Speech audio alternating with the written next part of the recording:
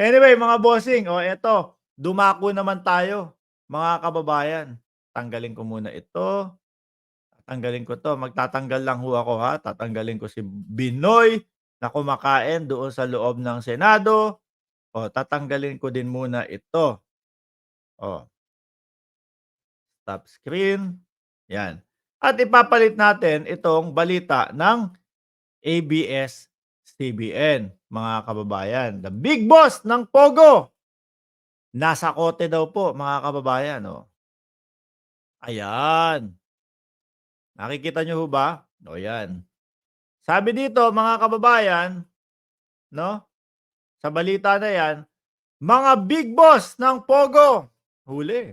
Manila, galing po ito sa ABS-CBN News mga kababayan.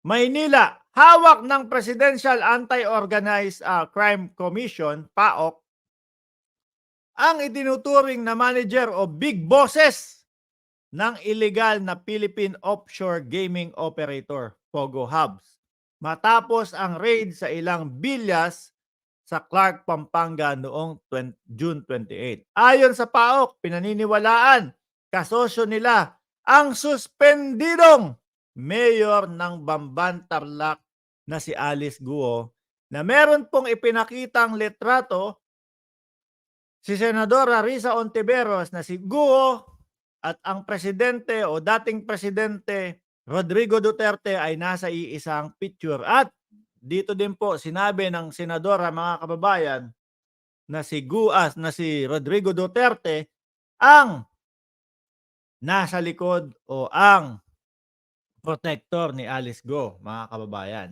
Nagsisilbing rest house ang mga bilyas na ito para sa mga negosyanteng ito, dagdag ng komisyon. Big boss ng Pogo Hub arestado sa leisure park sa Pampanga. Sa operasyon, nadiskubre din ng PAOK ang ilang dokumento ng isang business partner ni Go na nakakulong sa Singapore sa kasong money laundering. Nasa kustodiya rin ng PAOK ang 20 individuals. Ano? Um, ang isang umano'y driver ni Go na tumatanggi sa akusasyon o nasa kustodiya din ng PAOK, no? Biruin niyo po ito mga kababayan. Etong mga nahuhuli na 'to, medyo kabado ho siguro kung sino man ang mga maituturo nito. Medyo kabado ho siguro yung sinasabi o binabanggit din ho, mga kababayan, na isang dating gabinete ni Duterte na tumutulong doon sa mga ilegal na pogo para maging legal. No? At isa sa matunog na pangalan ay si, i-comment nyo na lang dyan ho, mga bossing. Siguro mga natatakot, kinakabahan, na talagang siyempre mga boses na yan eh. Pakakantahin ho yan. Ano ba gusto ninyong kanta? Wonderful Tonight by Robin Padilla? O ikanta ninyo kung sino yung mga protector ninyo, no? Na nasa politika, na nasa Pilipinas, mga bossing. Ang tingin ko dito, mga kababayan, no? Masyadong magagasgas ang pangalan ng dating Pangulong Rodrigo Duterte, lalo't lalo na po na ang paniwala, no, ng dating ng dati. Bakit dati ako ng dati? Lalong-lalo na po ang paniwala ng Senadora Risa Ontiveros na si Duterte ho ay isa sa protektor o siya ang pinakamalaking protektor nitong mga pogo. Eh sabi ko naman, "Ma'am, paano niyo po napatunayan 'yan?" No, kailangan patunayan niyo po 'yan. Eh ang alam lang po naming mamamayang Pilipino, 2016 pumasok ang mga pogo, no, nang may basbas ni dating Pangulong Duterte. Nako po, Lord. Sa tingin niyo po ba, mainguso po ang dating Pangulo? O madiin lalo ang dating Pangulo dito sa pogo na ito, mga bossing? Dating Pangulo din ho ang nagsabi, mga kababayan, na malaki ang maiaambag ng tax ng pogo sa Pilipinas. Tapos yung mga nahuli ho, eh ayun, hindi pala nagsisibayaran ng tax. Ang laki ng utang. Tapos sabi din ho na malaki ang maitutulong sa trabaho, 'no, sa mamamayang Pilipino. Eh, mukhang mga Chinese lang naman din ang pinagtatrabaho. Mabuti naman po kung sa gano'n dahil talagang kung makita niyo ho yung mga pinagtatrabaho do'n sa loob ng Pogo at hindi sinunod yung kanilang mga gusto, mga kababayan, ay mata lang yata ang walang latay, mga kababayan. Ano sabi ni Jiro Kansaki? Dutay. Si Harry Roque, naku baka yan din ho. Medyo kabado din ho yang si Harry Roque, mga kababayan. Bakit ho? Eh, akala nila siguro ligtas at lusot na at gano'n-gano'n lang nalusot sila doon sa mga nadiskubreng mga papeles nandoon sa loob ng Pogo. Siguro iniisip ni Harry Roque na, "Okey na 'yun, nasabi ko na naman sa kanila kung bakit nando'n si De La Serna sa loob." 'No? Eh, nakitira lang, nakitulog lang sa loob ng Pogo. Kaya ho, eh, mag-move on na lang, 'no? Mas okey na magpa-topless na lang si Harry Roque. 'Di ako maka-move on dun sa topless na yung kay Ronnie Liang, mga kababayan. Pagka doon kasi medyo ano pa siya, eh, yung tipo ho bang ano, fresh pa siya, hindi siya stress, mga kababayan. Sabi ni Gemma Gonzalez, Duterte admin brought several problems in the Philippines such as pro-China, pro-Pogos, pro-EJK, pro-Kibuloy, WPS secret deal. Yan po ang lahat. Yan po ang totoong lahat na kinakaharap nila, mga bossing. At eto nga, yung pag-rest back sa kanila, mga kababayan, ni Senadora Leila de Lima. Ano po ang masasabi ninyo, mga bossing? Ano po ang sa tingin ninyo, ingunguso ho kaya nung mga nahuli na mga big bosses ng Pogo ang dating presidente? O hindi nila ingunguso kasi matatakot at baka sila ay mategi, mga kababayan? O yan ho ang tanong natin na iiwanan para dito ho sa topic na ito, mga bossing. Ano? Para diyan ho sa topic na yan, mga bossing. Anyway, eto naman po, mga kababayan, huling topic natin. Pang-anim. Saan ba yun? Tatanggalin ko na 'to, ha? Tanggalin na natin. Dito na ho tayo, mga kababayan. Ang pagsingil ng Pilipinas sa China. Biruin mo, ha? Hindi ako nakarinig ng mga ganitong balita ho nung panahon na ang dating Pangulong Duterte ang nanunungkulan. Oh, ano ho ba ito? Pinagbabayad po ng Armed Forces of the Philippines ang China para po doon sa kanilang mga nasira, mga bossing. O eto, yan. Panoorin po natin at pakinggan si General Bronner, mga kababayan. Ito po ay patungkol doon sa pagpapabayad ng bansang Pilipinas ng 60 million pesos dahil po doon sa nangyaring pagsira nila ng kagamitan ng Pilipinas. Kay dating Pangulong Duterte, sa tingin ko kung ganito nangyari, eh kasalanan nyo kasi. Malamang nasisi pa siguro yung ating mga Coast Guard o yung mga AFP po. Pakinggan maigi. Oh. Ayaw. So we are demanding that China pay 60 million pesos for the damage that they caused. So kung ira-round up nyo po yan, mga kababayan, $1 million po. Ano, mga bossing? $1 million, mga kababayan. Yung gusto nilang ipabayad sa China para po doon sa mga damages. O tuloy, ayan po yung nangyari kasi noon. Binababayaran ng Armed Forces of the Philippines sa China ang halaga ng damage sa mga gamit na sinira at kinuha ng Chinese Coast Guard noong June 17. nang harangin ang mga kawani ng Philippine Navy na magsasagawa ng rotational and resupply mission sa BRP Sierra Madre.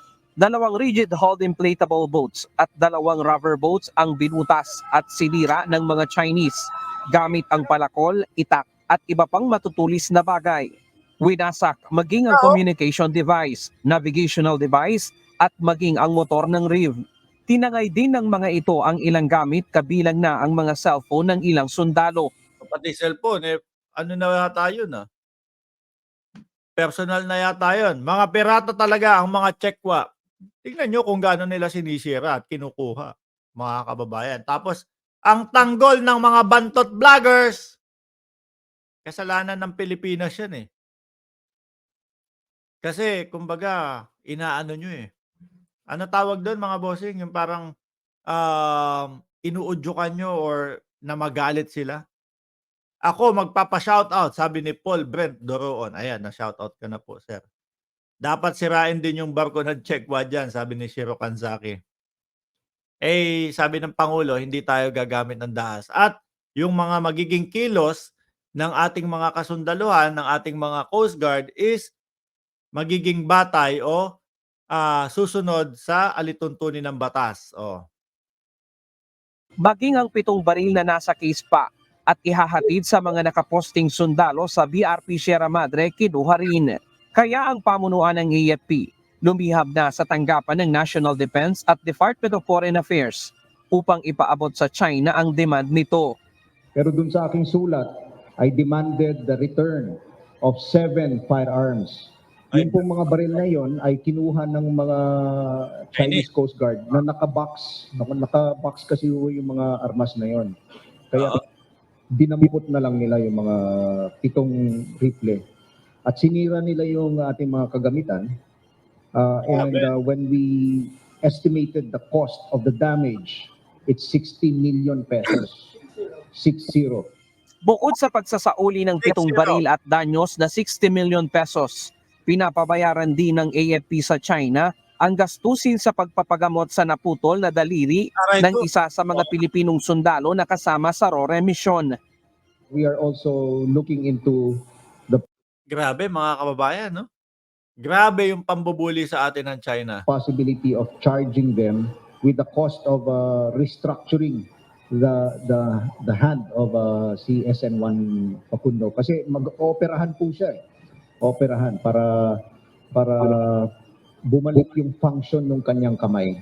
Pero Meron po kasing mga mga kababayan, yung naputulan gusto agad bumalik sa serbisyo. Ganyan katatapang ang ating mga kasundaluhan. Si Duterte rin ang big boss ng Pogo dito sa Pilipinas. Sabi ni Daniel Patinga. Sabi ni Ma'am Lorelai Jessener, karma is real. China disaster dito tumitigil flooding pagtaas ng tubig hanggang ngayon. Buti kung magbayad yang mga yan. Parang din yung dati, yung nakipagkasundo ang dating Pangulo sa 60-40 na joint exploration. Buti kung ibigay ang share sa atin ng mga yun. technology ngayon, medical technology na bago, nang sa gayon ay magamit niya ulit yung kanyang kanang kamay. Samantala, muling iginiit ni AFP Chief of Staff General Romeo Browner Jr. na susunod sila sa rules of engagement sakaling mangyari uli ang kahalintulad na insidente. Kasama dito ang self-defense kapag mayroong umatake sa ating mga sundalo. Sandali nandito na si Paulo Saison. Habang binabagyo pa din at habang kami ay nasa kalagitnaan ng hurricane, si Paulo Saison ay nanonood sa inyong lingkod. Sabi niya, kung ako nandun, makikipagtegihan ako. Punta tayo town pre. Hanap tayong incheck gulpin natin. Yung pala ibig sabihin niya, bawal pa yata tayong lumabas. Hindi pa pwedeng lumabas sa kalsada hanggat walang sinasabi ang gobyerno ng Cayman Islands na pwede nang lumabas ang mga tao dahil malakas pa din ang ihip ng hangin mga bossing Wow, another panenera. Sabi ni AJ, wow, another panenera. Sa mga Duterte, nakasama siya sa sabi ni Risa Ontiveros yun. Si Risa Ontiveros mismong nag-iimbestiga sa kanila. Di ba? At may picture si Duterte at si Alice Go. Para ho sa mga mababantot ang kilikiling mga DDS, paninira lang daw ho yun, mga bossing. Samantalang nakita nyo kung paano magtrabaho sila Senadora pangalan nito, Risa Ontiveros, mga bossing. Ay, Chang, shoutout sa'yo. Ma'am, magandang gabi o umaga. Akala ko, pre, ikaw yung Ramos sa Gilas. Kanina, pogi din kasi. Si ano yun? Si Dwight Ramos yun. Magaling yun. O Tuloy. may karapatan sila na ipagtanggol ang sarili. So for instance, meron pong umatake sa atin. No? At ang gagawin po natin is that we will apply the same level of force that would allow us to defend ourselves. For instance, kung gumamit po siya ng kutsilyo, gagamit rin tayo ng kutsilyo. No? Hindi po yung lalabis, hindi lalabis dun sa concept of proportionality. Pero hindi tayo papaati. No? Hindi tayo papayag na gawin ulit sa atin yan. Hindi pwede yun. Pilipino tayo. Pakita natin yung ating Pinipilit kasi ng China na bumawi tayo para sasabihin nila, tingnan nyo, ang Pilipinas talaga ang agresibo dito sa usaping ito, dito sa West Philippine Sea. Di ho ba? Para yun yung our seas, our rights, and our future. Welcome development naman para sa AFP ang mga usapin ng de-escalation sa pagitan ng China at Pilipinas. Ngunit hindi umano ito makakaapekto sa posisyon ng AFP dahil sadya namang sumusunod ang sandataang lakas sa international law. Aha. So, yung mga talks na ganito would help us in our next operations as that we will be conducting on in the West Philippine Sea. Kasama na yung RORE natin at yung iba pang mga operations natin like maritime patrols, air patrols, and so on. Yan nga po yung balita, mga kababayan, yung kumbaga papababain na ang tensyon sa West Philippine Sea. Kaya nagugulat ako doon sa mga balita ni Senator Amy Marcos. Senator,